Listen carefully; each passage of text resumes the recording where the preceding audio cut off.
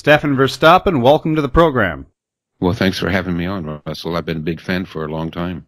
Stefan Verstappen is an author. He's written many books, including The 36 Strategies of Ancient China, Blind Zen, and The Art of Urban Survival.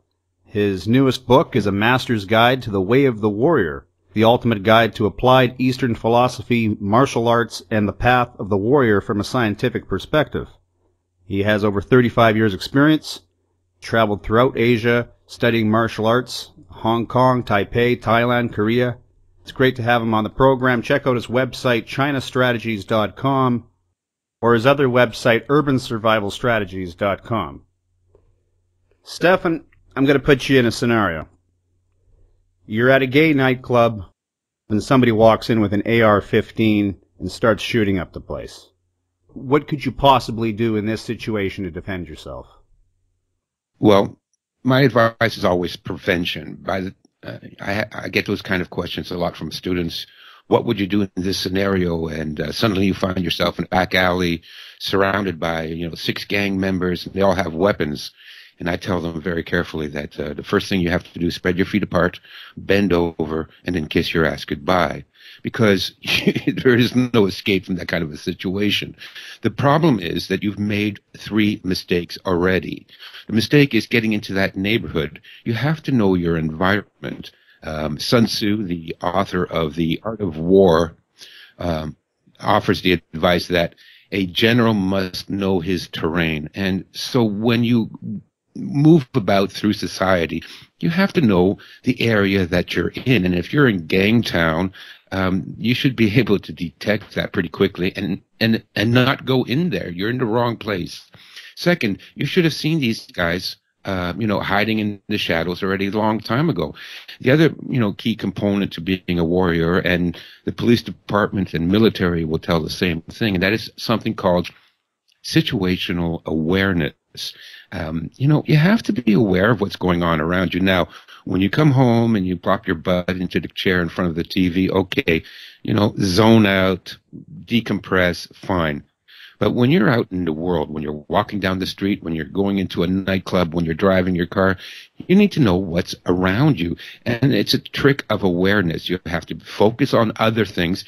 You can't be tweeting, you can't be messaging, you can't be, listening to your iPod, because, when you're out in the open, the world is a jungle. And just like any other animal in the jungle, you have to have your ears open and your eyes open. So the second mistake is not seeing this thing coming down the pipe. And the third mistake is then not escaping the situation. When you see you're in a bad neighborhood, when you see there's guys lurking in the shadows in that alley, turn around and walk away. I've done that lots of times. I like to bicycle, and I've lived in the States, and I've bicycled through all kinds of neighborhoods, South Central LA, Oakland, California, and there was a couple of times when I'm bicycling down the street and suddenly I see a street gang. How can you not notice a street gang? They have the gang colors, they have the signs, there's the graffiti everywhere, there's the burned out car on the corner, so you're in a bad neighborhood. So then when I'm going on my bicycle and I see 6 guys, with gang signs and gang colors, you know what? I turn my bicycle around and I go back and I find another way. So those are 3 mistakes that you would make. So if you're going into a nightclub, maybe I'm paranoid, but this is the way I train my students, and that is you sit with your back to the wall and you always watch the entrance. That's the way, to avoid being sucker punched. That's the way to avoid an active shooter situation, or at least be the first one aware of it. So if you had followed that advice and you're in a nightclub and you're, you don't have to be all paranoid like your back is against a wall or anything. But what I'm saying is I would choose the seating arrangement that gives me the best view of the entire environment that I'm in, whether it's a bar, whether it's a nightclub, and I'll have my back to a wall so nobody comes up and sucker punches me. Now, the chances of that happening, yes, are rare, but I've been around a long time. I've been to a lot of seedy bars, and I've seen guys walk up to people for no damn reason whatsoever and hit them over the back of the head with a beer bottle. Now, if you were sitting with your back against the wall, that could never happen. And what's the difference? Your seating arrangement. The second thing I do when I go into a club or into a room and that is I scan for trouble. Now, there's a way of focusing, and there's a way of using your eyes. There's different types of focus, different types of awareness, and they each have a certain purpose. And one of the focusing techniques or awareness techniques I'll use is a search and scan. Think of yourself as, the Terminator robot. You walk into the room and, your scan beam is going back and forth across all the faces of the people in the room. I do that too. And the reason I do that is because I can usually spot a troublemaker a mile away. I can tell where's the guy that's had a little bit too much coke. He's a little bit too drunk. He's a little bit too full of himself. He's looking for a fight. He's looking for to make trouble. I can usually tell that person from a quick glance. So I do the search and scan, and I pick out the troublemakers. And then what I do is I position myself again where I can keep an eye on that troublemaker out of the corner of my eye. I just keep a subconscious tab on this character, and I keep a subconscious tab on the entrance to the club or to the room. So those are two things. The third thing is, once you understand that something is happening, your first and best option to a violent situation or a violent confrontation is escape and evade. So those are the three tactics I would use in that nightclub. And if you used any one of those three tactics, then you probably would have increased your chances of surviving that. Because first of all, you'd be watching the entrance. If you saw a guy come in with a long rifle, as we call them here in Canada, I mean, an AR-15 is a big gun. You cannot hide that down your pants. Anybody walking through the door with an AR-15, I would spot them in a heartbeat. And I would already be out the back door before this guy could even lift the weapon. Okay, I'm going to stop you right there. Yeah. It could be construed as an act of cowardice running out the back door, or not attempting to save a few people in the process. It depends on the situation. If I was sitting very close to the front door and I saw him come in and he started to lift the weapon, I could easily disarm him. If I'm 30 feet away at the other end of the room, I would have no chance to disarm him because I'd have too great a distance to cover for me to get to him, and which would give him enough time to shoot me. And an unarmed man against a guy armed with a rifle is no fight at all. And again, we go back to Sun Tzu. And Sun Tzu says, a wise general does not fight battles that he cannot win. So for me to charge across 50 feet of dance floor to try and tackle a guy who already has a weapon raised is a battle you cannot win. So it's better to escape and evade. And also, the advice that I give to other people is always meant to protect them and is in their best interests. Now, personally, in the situation, what would I do? I'll be honest with you, Russell, I'm not sure. I might be tempted to play the hero and take the chance. Maybe I could outmaneuver him, outflank him, sneak behind some tables and get to him. I might do that. You don't know what you're going to do in a violent situation until it happens. All this stuff about pre-planning your moves, which, they teach that in martial arts. He comes at you with a knife. You do this. Well, in real life, that never happens. And, you react according to the dynamics of the instant, and it all happens far too fast for you ever to intellectually plan your movements. You react out of instinct. So in that situation, I might have reacted out of instinct and still tried to disarm the guy. But for the average person, your best advice is to escape and evade, and that way your wife isn't made a widow. Your mother doesn't have to cry at your funeral. So, yeah, does it seem cowardly? Well, yes and no, but some situations are unwinnable. And in that case, the best solution is to survive. Let's say you're living in the United States. Would you own a gun to protect your family, to protect your home? Absolutely, you should own a gun. Everyone should own a gun. And I'm coming out with another video. I'm starting a series of videos called A Time for Warriors. And part 2 is going to talk about that. I really believe everyone should own a gun. And the reason for that is not because, I think you're going to have to be running street battles with government forces or anything like that. Everybody should own a gun because of what's known in the animal kingdom or animal behavioralism as threat display behavior. So we know that governments are mass serial killers. Let's not beat around the bush. That's what governments are. They're the worst serial killers in history. And when governments kill their own people, it's called democide. And in the last century, governments have killed 262 million people. That's their own governments killing their own people. Now, just before any of these governments throughout history have started rounding up people, putting them in front of ditches and shooting them in the back of the head, just before they do this, the first thing they do is gun confiscation. This started way back in feudal Japan when the first shogun took over, the Tokugawa shogunate. The first thing he did was the sword ban. Now suddenly no one was allowed to own a sword. Things haven't changed. So the fact that you own a gun is an intimidation factor to the government. What I mean to say is this. Before the government can carry out their wet dream of rounding up dissidents and people that don't worship and grovel at their feet and shoot them, before they do that, they know you're not going to rise up in rebellion. They can tax us at 80%, which is currently what we are all being taxed, 80%. They can tax us at 99%. They can take away our rights and abuse us and lie to us and enslave us and imprison us. And still, people are not going to rise up. But they know one thing, that when they start hauling your wives and kids out into the street and shooting them, the guy that's left is going to say, listen, I'm going to go get the old shotgun that's hanging above my fireplace.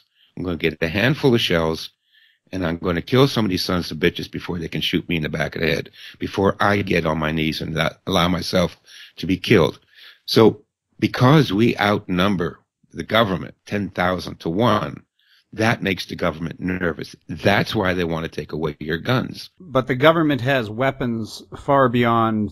It can bring in a tank. It can bring in a nuclear bomb if it needs to. It's like fighting a tank with a toothpick. Yes and no. There are strategies you can use against tanks. Tanks are actually pretty vulnerable. If I was in a battlefield, I wouldn't want to be in a tank. Everybody knows where you are, and you can't see anything, and you're a sitting duck. And it's pretty easy to take out tanks. But I'm not going to get into guerrilla warfare because this is not what we're talking about. What we're talking about is the government knows that there are in the United States something like 600 million firearms. They know that. Now, yes, they can bring more guns to bear or more sophisticated weapons, but when you have 300 million armed people, not even their guns and their tanks and their special weapons are going to defeat that. They know that. So in the animal kingdom, threat display behavior works like this. Let's take roosters. You get two roosters, you put them in a ring. What do? They fluff up their feathers. They stick out their wings. They cock their heads forward. They strut about. This is threat display behavior. And in the animal kingdom, interspecies violence is usually resolved through threat display behavior, meaning whichever animal makes the biggest display of being dangerous and tough, the other animal will then therefore back down.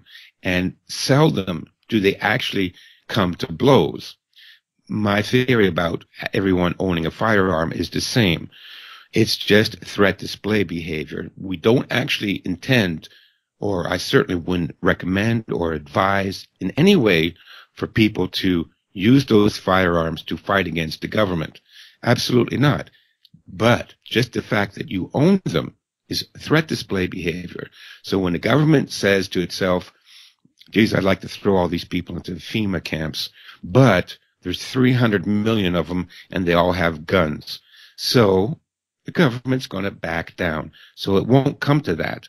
But if you have a government, and again, anyone who's studied history, you can find hundreds of examples of governments actually wanting to destroy their civilian population. So when you have a government that wants to kill you, and they say, well, we have 300 million people.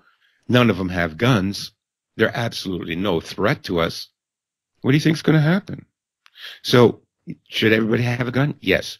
Should you use it to attack people? Absolutely not. I don't care if you buy a gun, disassemble it, and keep the separate parts stored in a safe. It doesn't matter whether it's a functional gun or it's a single shot 22 caliber rifle. That none of that matters. What matters is you are in possession of a weapon, and therefore you are a threat. And when you are a threat, you dissuade criminals from taking advantage of you, including the criminals that run our government. Wasn't it Waco where the government was aware there might be a gun inside? Sure, but Waco was a whole different situation too, right? I'm just saying, if they think you have a weapon, they'll take you out in some horrific manner. Mm-hmm. Sure. That puts you at a greater risk from that perspective. Well, yes and no. So you can point to Waco, and I can point to, 1,000 So examples? I'll just build on what I say. So let's say you're a burglar. In Canada, if you're a burglar, you don't need to carry a gun to go rob some guy. Maybe a knife would be enough. Maybe nothing. Just be intimidating, right? Just be intimidating. Yeah. Hey, buddy, I'm going to take your shit, and that's the way it's going to go. And you'd be like, okay, man. And then you'd call the cops. But in the United States, that would never work. You would need to have a gun. So you see where I'm going with this. It's sort of like an eye for an eye leaves the whole world blind. No, but yes and no, because you see, the thing is, we have been sort of slightly brainwashed by, first of all, Christianity with the turn the other cheek and love your neighbor nonsense, then the New Age movement and, a lot of false ideas about Zen and Buddhism and all that. This nonviolence principle is nonsense. And I'll give you an example. So your wife is alone in the house. She hears a prowler out the back door. She opens the back door in her house coat and goes, "Who's there?" Right now, your wife is at home alone. She hears a prowler in the back door. She grabs the baseball bat. She opens up the back door and says, "Whoever's there, get the hell out of here. I'm going to beat you in the head with my baseball bat." Now, from the burglar's point of view, which strategy is going to work? The second one, right? You want to confront this person. She's armed. She's a threat. You see, violence is a part of our world. We can't avoid it. I mean, I wish there wasn't violence in the world. I personally am abhorred by violence. But let's not put our heads in the sand. It's a violent world. And people that are willing to use violence have an advantage over people that are not willing to use violence. And I'm not saying that you should use violence, but you have to have the mental willingness to do it, and hopefully you also have the physical capability of doing it. I put this question to a close friend of mine who is the team leader of the Toronto ETF, Emergency Task Force, which is our equivalent to America's SWAT team. And I said to him, Jim, so two guys walk into a bar. They don't like each other. The one guy is willing to kill the other guy, but the other guy isn't willing to kill the first guy. I said, who's going to win that battle? He says, well, you know the answer. I said, I know, but I just want to hear it from you. And he says, the guy that's willing to kill will win that battle.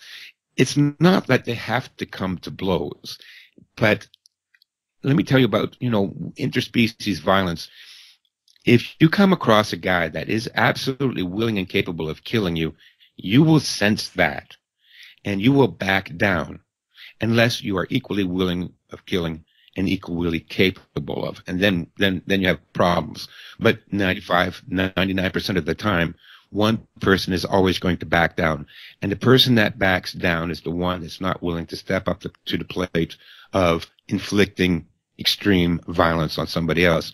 So, we can't, and also when we make the analogy to our political leaders being psychopaths, these people are killers. Take the interview with Madeleine Albright, where she's asked if it was worth the price of 500,000 dead Iraqi children. And she said, oh, yeah, terrible price, but it's worth it.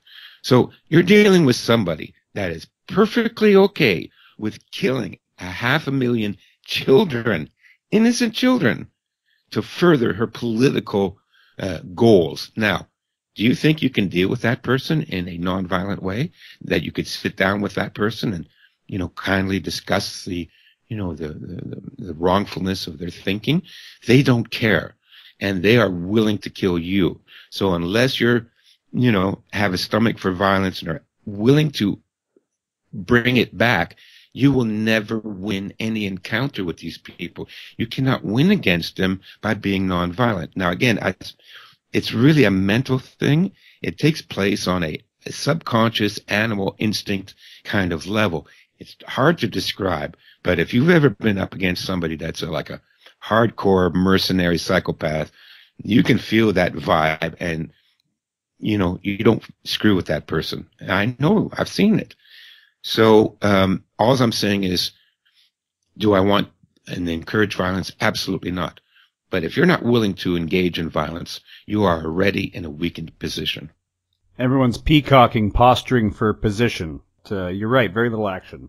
It's very little action. So all I'm saying is, listen, before we back down again once more, give the government what they want, give everybody what they want, don't cause trouble, go with the crowd. Let's not, draw attention to ourselves. Well, before we do that again, let's change the attitude of, no, you're not getting away with it this time. I'm going to stand my ground. I'm going to speak out against the insanity, and I'm going to take actions, nonviolent actions, but I'm going to, divest. I'm going to boycott. I'm going to do everything I can to starve the beast, and I'm not backing down. Then you have a chance of winning. But for us to always say, oh, I don't want to be violent. I don't want to upset people. I don't want to trigger people. Well, too bad. It's a violent world out there. How about this? Would you be racially profiling when you're doing the scanning of the nightclub or wherever you may be? Is a brown person a higher threat to you than a white person? Mm-hmm. Sure. I know that makes me a racist, but okay, so I'm a racist, but I'm also practical. I understand the crime statistics. I grew up in the worst neighborhood in Toronto, the Jane and Finch corridor. And I even worked as a detached street worker in the same neighborhood doing social work. And so I know the ghetto well, and I know the barrio from living in Southern California. And, listen, let's not beat around the bush. I forget there was a famous black comedian that said the same thing, that if he's walking down a dark alley and he hears footsteps behind him and he sees two white guys, he's not worried. But if he sees three black guys, he gets worried. So, let's face it. Unfortunately, that's the culture, and there's a propensity of, statistically speaking, and also from my own direct experience. I've seen it myself. Richard Pryor. Was it Richard Pryor that said that? Yeah. Well, it was funny, but he's absolutely right. I mean, I have, do I have to say, I got black friends, I got Jewish friends, I have Hispanic friends. Do I need to say that? Do I have to justify stating the obvious? But look, so I'm in the nightclub and I see three young black bulls walking into the nightclub, and they've got all the posture of, full of piss and vinegar, and they're looking around like they're looking for trouble and all that. Do you think I'm not going to notice that? Of course I'm going to notice that. And I'm going to perceive that as a greater threat than the three white college kids that walked in with their hockey jackets on. Where's the greatest likelihood of violence going to come from? I'm sorry. I don't know, man. You start giving these jocks some shots of whiskey, and they'll want to fight you more than anyone. No. I lived in Alberta for quite a while. Oh, well, Alberta, sure. That's a different story. I'm talking Toronto. My experience, Alberta. Yeah. No, but I see these guys too, these jocks. Sure, yeah, give them a couple of shots of whiskey, and they might have some Dutch courage and want to, kind of prove something. But trust me, you punch one of these guys in the nose, and the whole situation completely devolves quickly into a bunch of crying girls. Mike Tyson always has the best line for this. Everyone's got a plan until they get hit. Until you get punched in the nose. Yeah. Yeah, no, that's true. So I guess that's racial profiling. But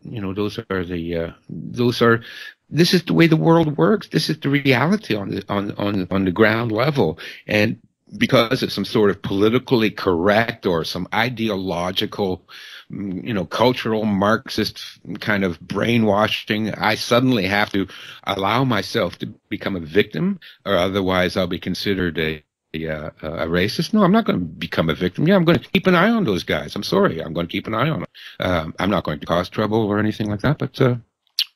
So you're trained in martial arts.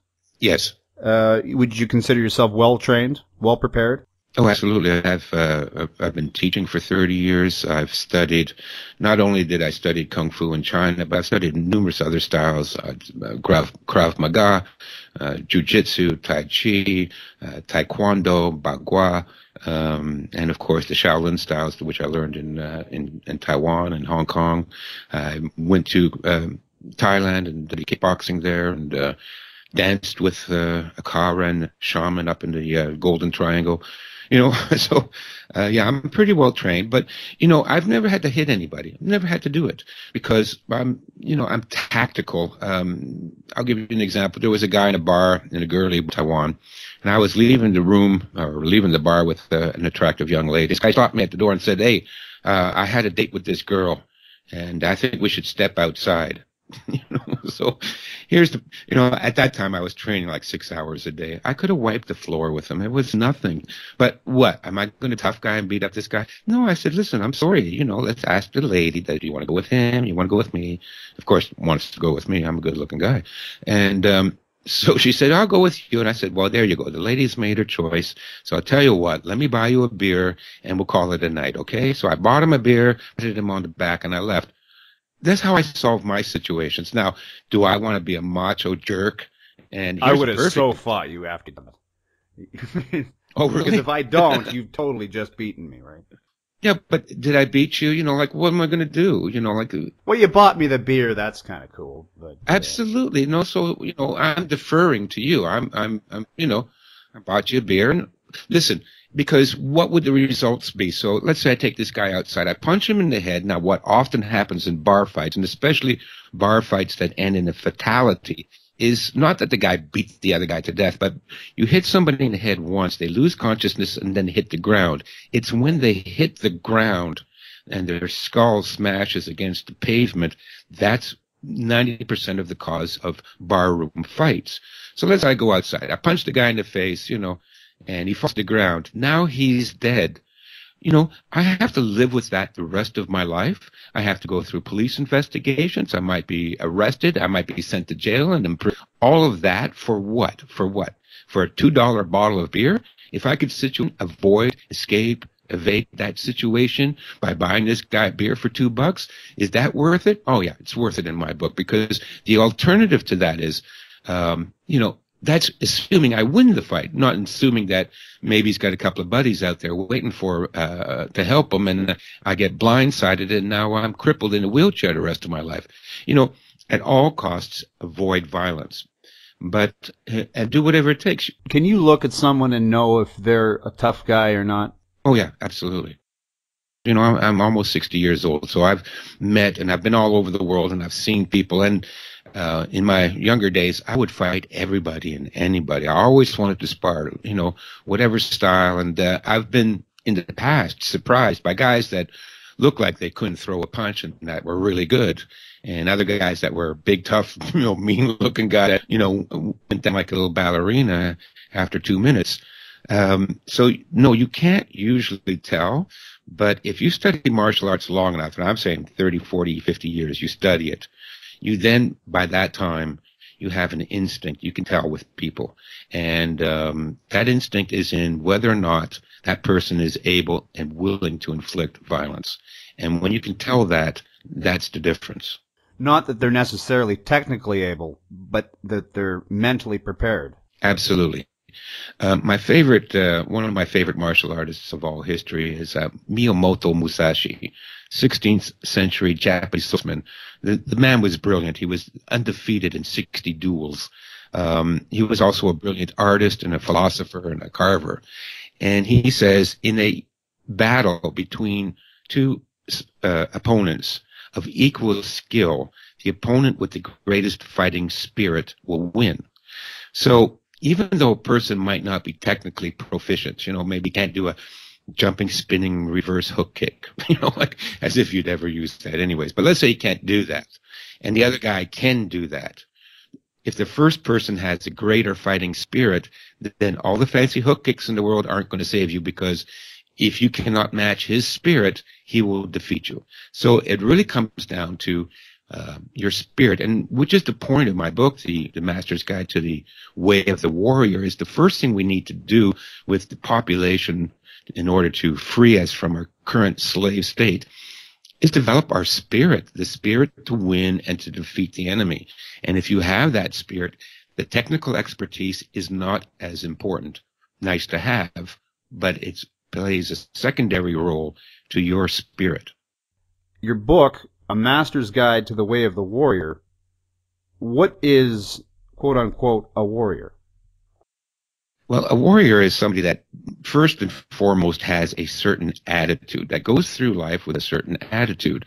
And that attitude is basically what I just described, which is you have to have an indefeatable spirit. We are the society at war. A lot of people might not know that, but we are in a battle zone, and we are being attacked through a multi-pronged system of education, media, entertainment, food and chemtrails and Wi-Fi frequencies and, government indoctrination and propaganda. We are at war. And in a war zone, again, it's the spirit that's going to allow you to survive and allow you to succeed and be victorious. So the first thing about being a warrior is to have this attitude, and it's the attitude of confidence in yourself. It's the attitude of courage. Now, courage is not a lack of fear. I'm afraid to wrestle. I have many fears, but the thing with courage is that you do not let your fear inhibit and stop you from doing what is right and what is necessary. So you need courage. Overcome your fears. We're all anxious these days. Many of us are depressed and have anxiety attacks and panic attacks. But we can't curl up into the fetal position and sit in a corner. We have to have courage to overcome it and get out and do what we need to do. Also, the spirit of self-reliance. I depend on myself. I don't need anybody outside of me to do something for me to survive, because I can do it based on my own skills and my own spirit. Self-control. You have to be able to control yourself. Controlling your fear is an important part, but you also need to be able to control your anger and your emotions and your expression of emotions. Again, that's a characteristic of being a warrior. Self-discipline, along with self-reliance. Self-discipline is an important part of being a warrior.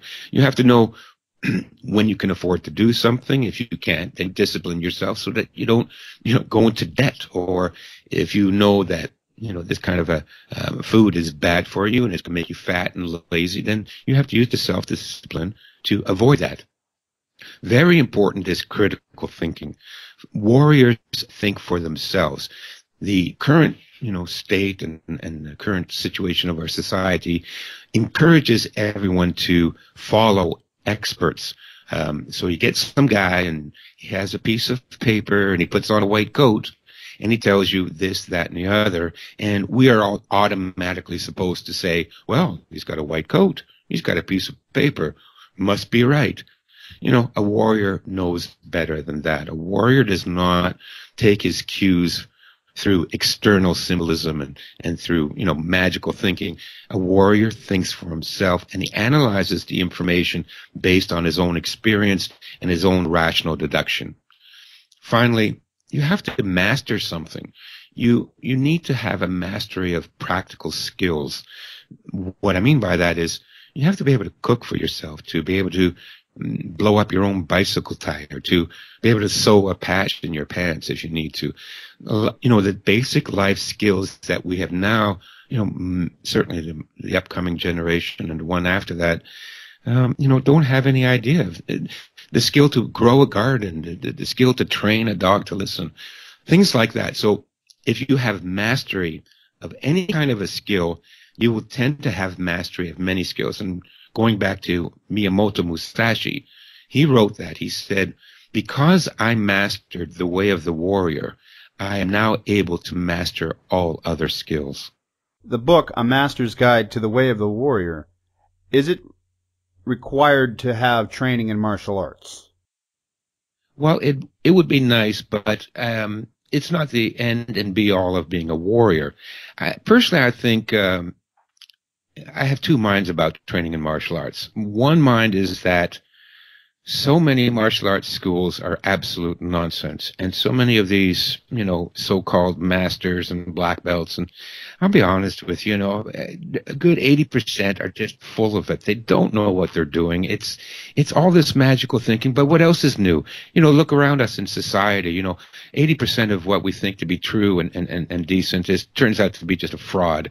And unfortunately, in the world of martial arts, a lot of it is a fraud, too. I remember I was in Hong Kong, and we wanted to go visit this famous master who wrote a lot of books and was very famous inside Kung Fu magazine and here back in the States. So we went to visit him, and he says, "Oh, I give you black belt, $500." And we said, "No, we came to train." "Oh, you want to train? Okay, black belt, $200." So there's these kind of frauds everywhere. So if you get into a school with all this nonsense and some pompous peacock strutting up and down, beating up the yellow belts to show how tough he is, no, don't take martial arts. But if you can find a genuine teacher, and there are some out there are some really good teachers that know their stuff, that aren't full of, the macho, insecurity, nonsense, whatever it is that goes through these people's minds. But a genuine teacher, then take martial arts. Absolutely. That's the best type of physical activity you can engage in because it works the entire body, it works all the muscle groups, and most importantly, it works flexibility and balance. Those are key components to being, a self-actualized animal on this planet, is to be able to move quickly and smoothly. And so you get a good teacher, he will teach you that. But if you can't find a good school, and you've got, everything around you is like the Cobra Kai karate school from Karate Kid, right?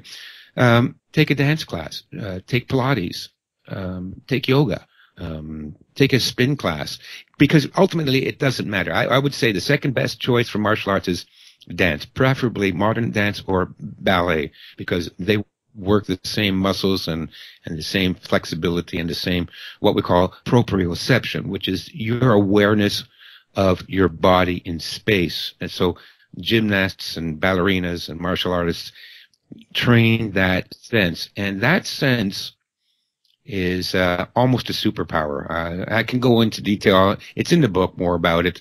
They can pirouette out the back of the nightclub when the guy with the AR-15 comes in through the front door. Well, not exactly pirouette, but let's say they can escape the back of the nightclub without tripping over their own flat feet, and fall.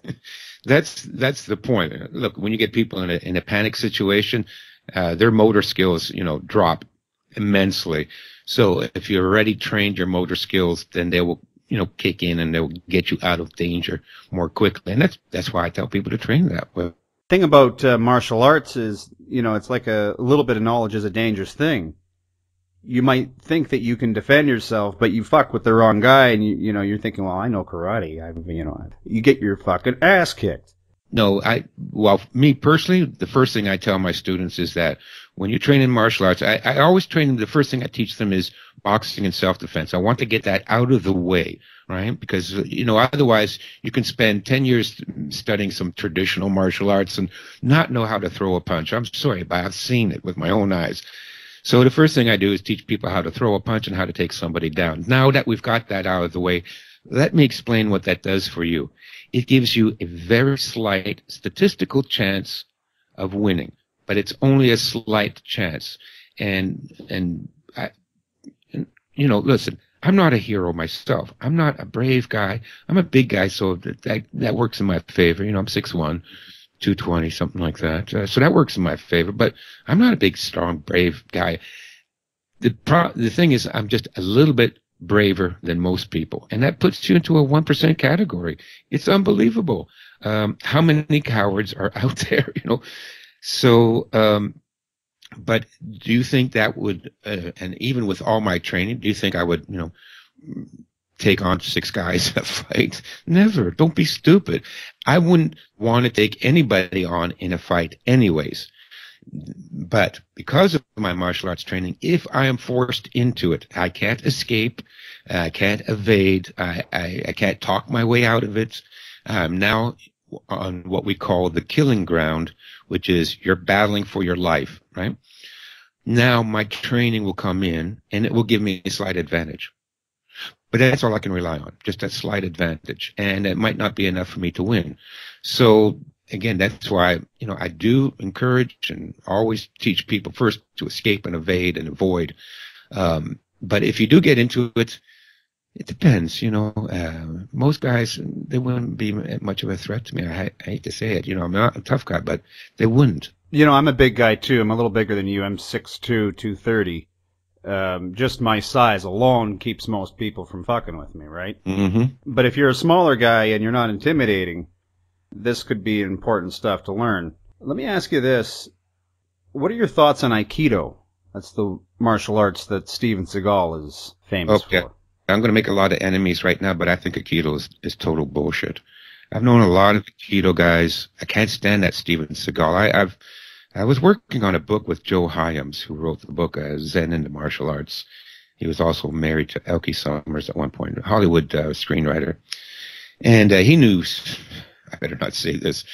Anyways, I've heard a lot of stories about Steven Seagal. We want to hear the Steven Seagal stories. I definitely give him.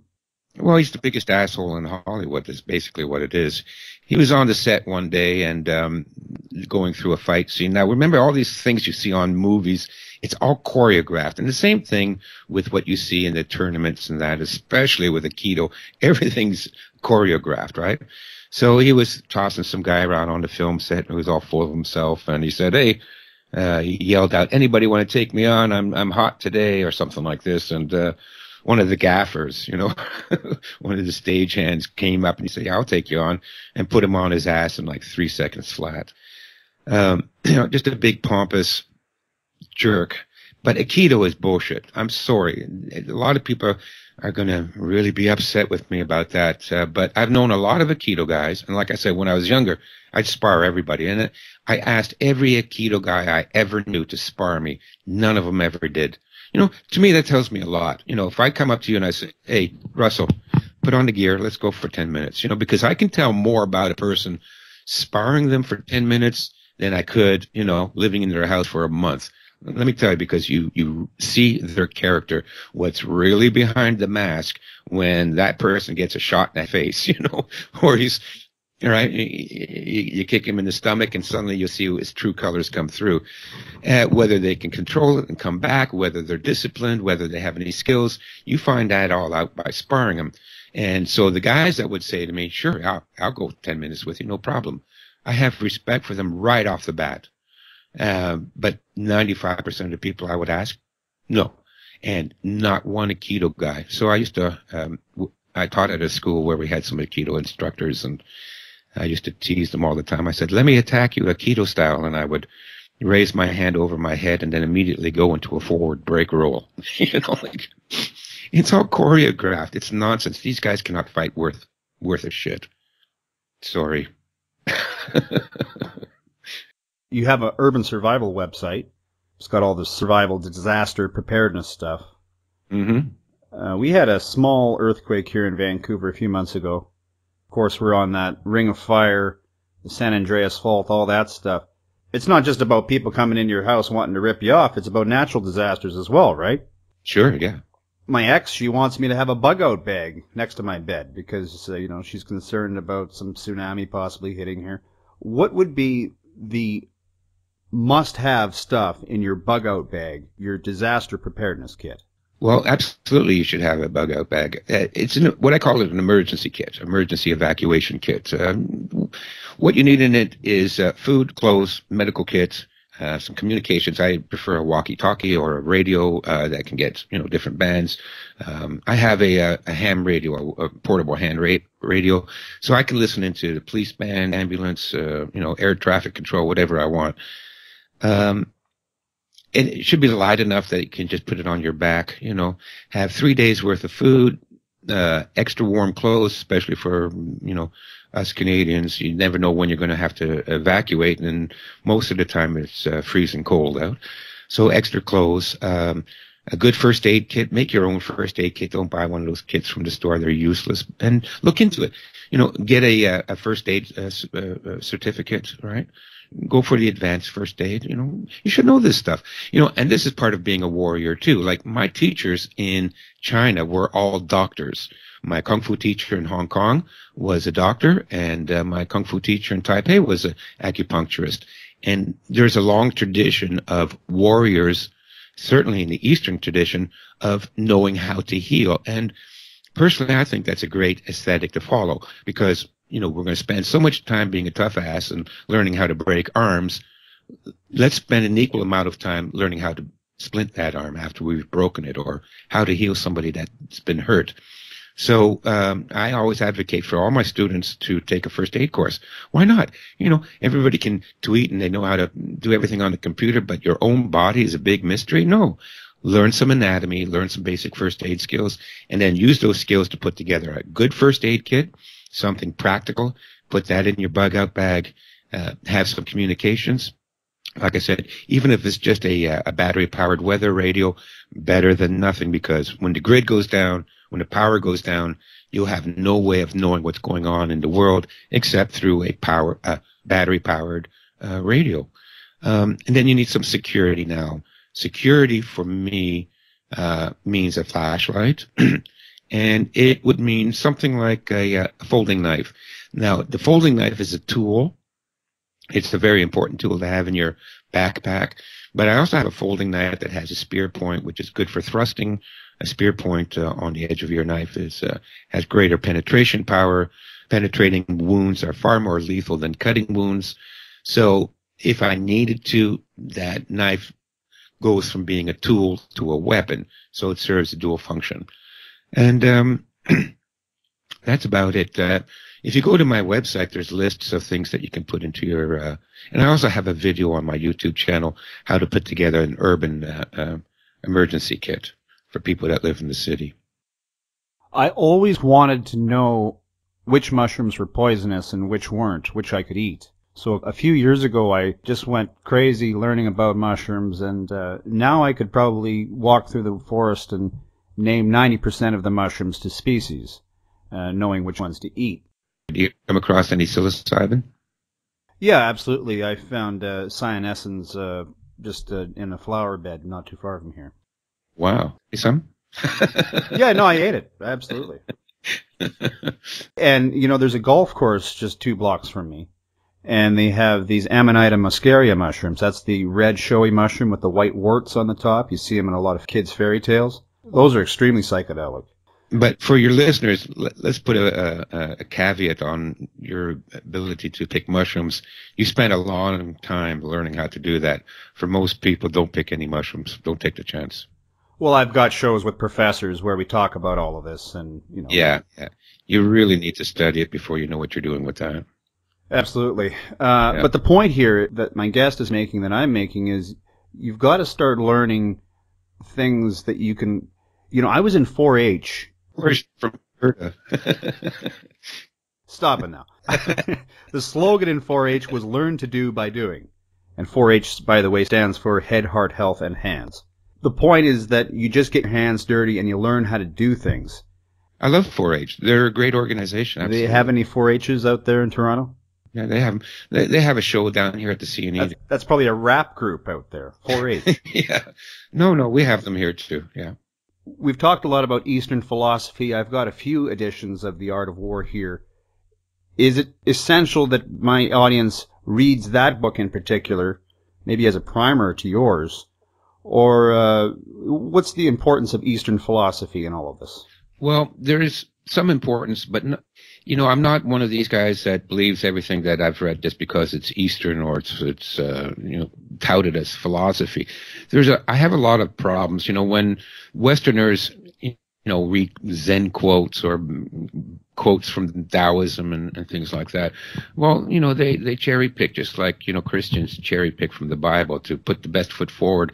A lot of Eastern philosophy is absolute nonsense. But the thing is, at an early stage, philosophy kind of combined with yoga, certainly in the martial arts. The mythical founder of Shaolin martial arts was a yoga master and a Buddhist that came from India.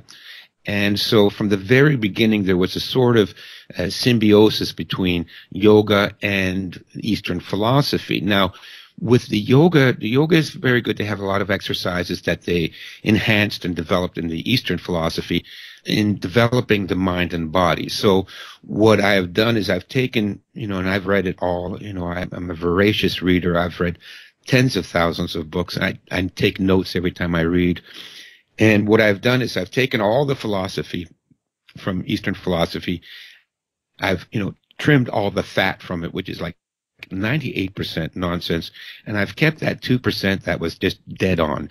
That was a good exercise. That was a good approach. That was a good philosophical principle to follow. So listen, if you want to study the art of war is okay. It's I love Sun Tzu, but listen, that book is overhyped.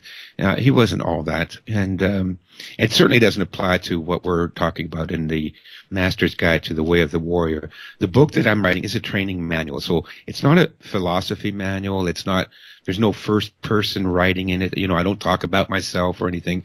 It's simply a training manual. It's like a car repair manual. Something goes wrong. This is how you fix it. This book is the same thing. You want to be strong. This is how you fix it. You want to be confident. This is how you fix it. You feel fear and panic. This is how you fix it. So what I will do is I will take the best of Eastern philosophy and I will incorporate that.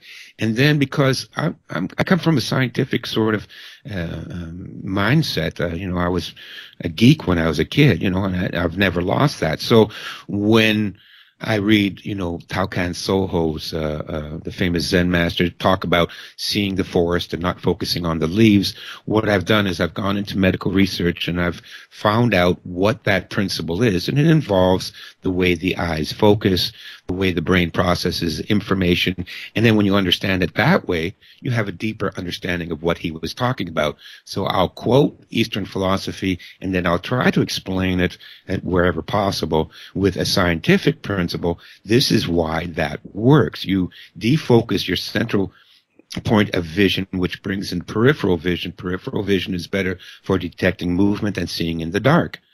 So, it makes more sense now when you read the Eastern philosophy and you get a bit of the science to back it up.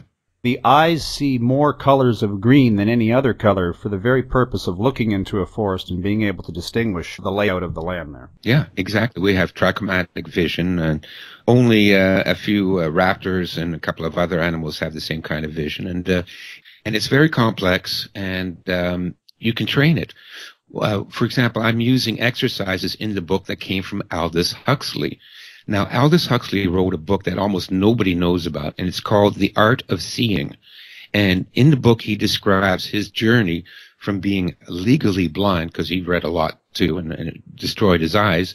He went from being legally blind into wearing Coke bottle glasses, and finally those didn't even work anymore. And he came across an optometrist that taught him some simple focusing exercises, how to focus your eyes. And these are physical exercises. And he went in a period of 1 year from being legally blind to being able to see even without glasses. And doing what? Simple, basic exercises on focus and awareness. So those exercises are in the book because all of us, our vision is okay, let's say, but you know what? You can improve that a remarkable amount. You can almost have, binocular vision if you wanted to. It's simply a matter of training. Well, the Wilt Chamberlain of reading here. I've really appreciated you being on the show. I've had a lot of fun. I think the audience is going to be very interested to read your book. What's the easiest, quickest way for them to get a hold of it? Is it a hard copy or is it a Kindle edition or both? It's going to be both. It's a trade paperback edition, 5.5 inches by 8.5 inches. It's about, I'm running it at about 120 pages now without endnotes, and there's going to be a lot of endnotes and bibliography. I always include a huge bibliography for further reading purposes. Don't take my word for it. Here's all the research. You can look it up yourself. But and everything I say is backed up with footnotes and endnotes. So if I say, this is how the eyes work, well, there'll be conferences. Right now, I'm offering advanced copies through a Kickstarter program. So if you go to Kickstarter.com and you search for The Way of the Warrior, my book will come up. And for the first 100 people that buy a copy of my book, I'm giving a special reward, and that is on the back cover, instead of the usual author, I'm going to print special thanks to these people, and I will print your name on the back cover. So you'll have a book, and it'll have your name on it. And then it'll be available for sale through Amazon and other channels in early August. But if you want an advanced copy, to be the first one to get a copy, go to Kickstarter. And not only will you get the advanced copy, the hard copy, you'll also get your name printed on the book. Stefan Verstappen, it's been a pleasure.